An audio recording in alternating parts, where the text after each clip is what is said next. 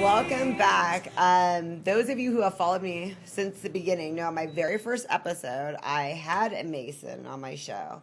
And there was such a demand and so many questions left unanswered that we brought back another one. Adan Bautista, welcome. Thank you for having me. Thank you. Okay, so basically what everyone still wants to know is what is the definition of a Mason? A Mason is a guy that dedicates a lot of time to self-perfect himself. In theory, at least. Okay, so we're all like to better ourselves. Exactly. Self-help. So that would be like in the line of like if you're a man, become a Mason. Yes. Okay. So the idea of Masonry is just like your previous guest here, Brandon, like he was talking something very interesting that caught my eye, that through his music, for example, and his art, he's trying to do something good, something positive, in this case with his music and that Christianity and so on. So Masons dedicate their whatever talents they might have, or if you don't have a precise talent, but at least that time and the energy, you utilize that time to dedicate to the community or to yourself in order to just be a better person and ideally leave this world better than how you found it. I love that definition. Now I finally understand what a Mason is. Okay, it's sad that we can only do it for a man. Well, no, women can do that too. And there's lodges that are for women. There's an Armenian female lodge, right? Well, yeah, I mean, you can say a female lodge is just not a female Masonic lodge. I mean, if you're talking locally, I know there's the Daughters of Bartan, Yeah. and they have their counterpart, which is the Sons of Bartan. And some of the members of my lodge and other Masonic lodges are part of this, and obviously it's a group exclusive for Armenians. But yeah, there's Masonic lodges for women. Not that I know here locally, but like in Santa Cruz and other parts of California, and actually all over the world. But yes, there's lodges for women. It's just the lodge that I belong to, our tradition is, or has always been, that is exclusively for men. But it doesn't mean that there's no women Masons. Well, it's the oldest fraternity, so it's pretty much known. Yeah, and for pretty that. much from the very beginning, there has been women Masons. So it's not something unheard of or unusual. In fact, if you go to other countries like in Latin America, Mexico, and Europe, sometimes these lodges, we call them irregular because they don't belong to the mainstream Masonry. Okay. They are so there are so many of them that in fact they become more like the regular lodges in some sense, because there's so many more of them than our mainstream Masonry. So yeah, there's plenty of women Masons, and in the past I have had the opportunity to meet some of them, and they know a lot about Masonry. In fact, sometimes I'm jealous of how much they know about Masonry compared to other guys, let's say in my lodge or other lodges that I know around, that they really go deep into the esoteric stuff, into the knowledge of Masonry. They really know their Masonry. There's qualifications to get into it, since it is like a fraternity. You have initiations and stuff. What do you have to do to qualify? Like, what would someone have to do to qualify? And then also, what would you do to be like, no, you're just not Mason material? Well, to qualify is actually not that hard. You have to be, in essence, a good person. You have to, well, you cannot have a criminal record and basically have an interest in Masonry. So you have to attend regularly. In the case of my lodge, every lodge has certain independence. So in my lodge, Fresno Lodge, we like to have guys attend regularly for about 3 or 4 months to be known by the members of the lodge, to a point in which we become friends. So once we have this basic level of friendship, then this man who's interested in joining the lodge, if it's something that he wants to pursue, then he can request an application. He has to submit, I don't know, it's about $350 for the initial fees. Okay. And once he submits the application has to be signed by 2 members of the lodge. So that's why he needs to have a certain basic level of friendship with some of the members of the lodge that are going to sponsor him. Gotta get that cosigner. What do they do? Like take you out for a beer, wine, and dine you? Hey, be my cosigner to Masonry. That would be a good idea, actually. Maybe bring a comedian, a musician, Yeah, absolutely. I mean, just looking at the guys present here tonight, it's like, oh, these guys will be great members of the lodge. Oh, they even have you in laughs, that's for sure. I mean, we like to have men from all walks of life. A variety. Initially, Masonry was something more elitist and was composed mostly of people that belong to royalty. And of course, we always like to brag. If you read books about Masonry, we had George Washington being a Mason, Paul Revere, and many other personalities, even of the arts, like John Wayne, and so on. So yeah, we like to obviously have people that are famous, but in reality, every man is important. So having men from all walks of life is good for a lodge, because then you have a variety of people that it helps to network with them.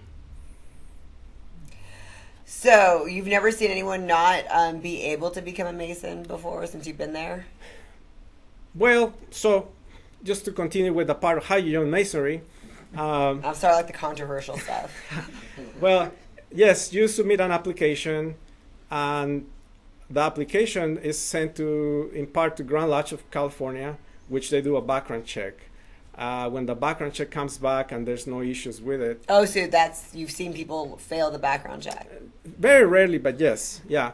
We actually try to get to that before they get to that point. So that's why it's important to attend the lodge regularly, and for us to get to meet the person and the person to meet us, so we both like each other and see if it's something that they want to pursue. Because every time that you add a person to the lodge, just like any job, anywhere else you go, you change a little bit of the personality of the lodge by bringing on this person. So you want to make sure that it's the right fit. So sometimes you might bring guys that are, let's say my lodge likes to be inclined towards the esoteric stuff, but there might be other lodges that are more towards the family aspect of things. So if it's a man that has a whole bunch of kids, he wants to look for a lodge where there's other men with a whole bunch of kids and their families and so on, then we will say to him, why don't you go to this other lodge? It might be a better fit for you. But yes, there has been times, very rarely, I haven't actually seen it myself, in which once the application comes back and there's 3 people go to interview this man at his house. If the wife says no, then that's it. So guys, if you're gonna join the lodge, you better talk to your wife first, because it cannot be, we have some secrets, but it cannot be a secret to your wife, so definitely check with her first. But assuming that the wife says, okay, it's okay, you can join, then we have to submit this person to a vote. So it has to be a unanimous vote. So if anybody in the lodge drops a black ball, then you're black ball. Wow, everybody has to be in agreement. Besides the 2 co-signers, you need everyone to. Okay, that's interesting. So that's why it's important that these guys get to be known by the lodge.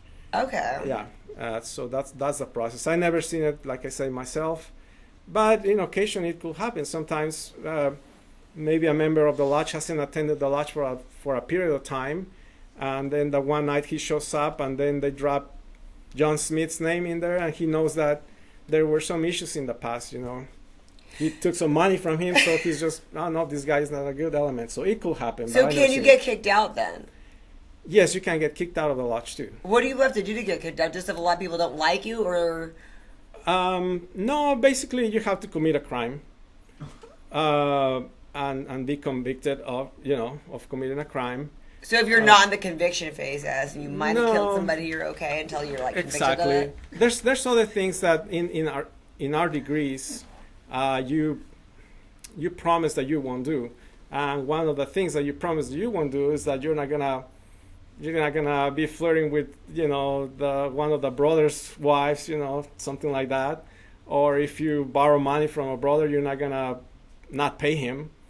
But it will have to be something really extreme. Usually there's, it's not that it doesn't happen. It happens, and it happens every year. Maybe a few people, because you get to know every year. You get to know maybe there might be 2-3 guys in the whole state of California that might get kicked out. But it's very rare. Wow. So that it really doesn't happen. Once you're in, you're kind of in for life. Yeah, absolutely. I mean, it's a great organization to belong to. You get to meet great guys. You become good friends. And as we said, otherwise you will be kept at a perpetual distance from this man if it wasn't because of Masonry. Well, what perks do you get? Because when I joined the Chamber of Commerce for Fresno Chamber of Commerce, I was promised a lot of perks that... I mean, the best thing I got was like a discount at Office Depot. Where do you go to get like perks?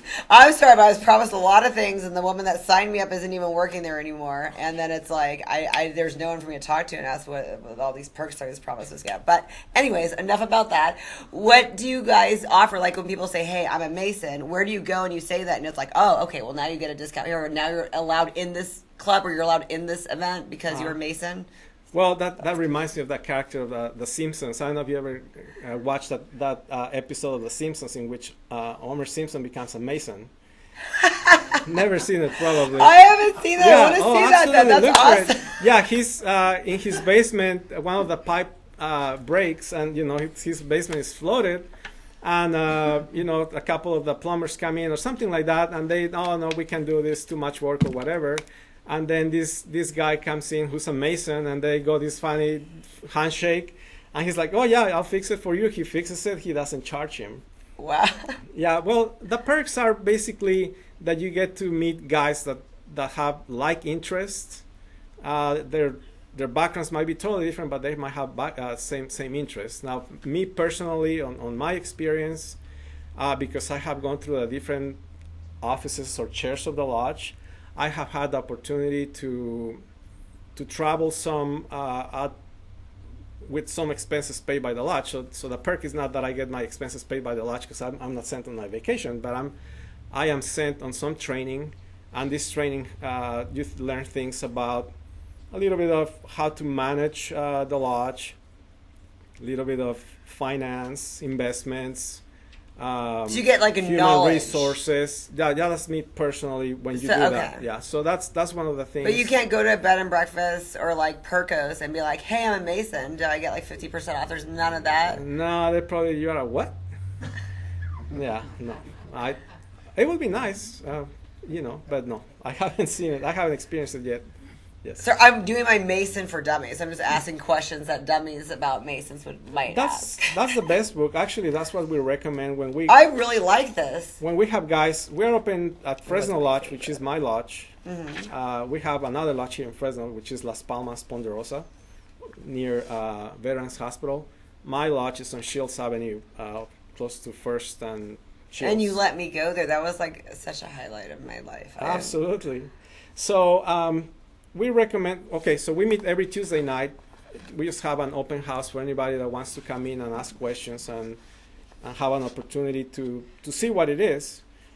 So we recommend that people read this book, Freemasons for Dummies, because it has a whole bunch. It addresses all the conspiracy theories, all the devil worshipping that people accuse us of, and so many more things. So it's a book that I definitely recommend for anybody who has, if they don't even want to join, just an interest in knowing about it. So when you have time to go to the bathroom and you don't have to wear Depends, this is your toilet reading. Absolutely. Now, if you don't like it, you know what to do with it. I'm sorry, I'm trying to lighten up the whole...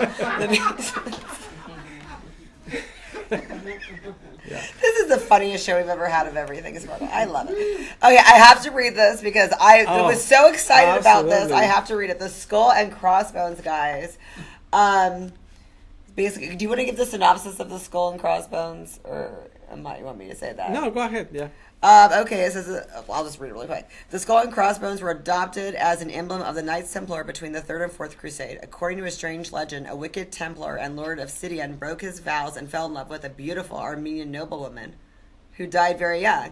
The knight couldn't endure to be separated from her, so he exhumed her body and had intercourse with the corpse. He reburied her body and returned home, but a voice came to him in a dream and told him to come back in 9 months, and he would soon find a son.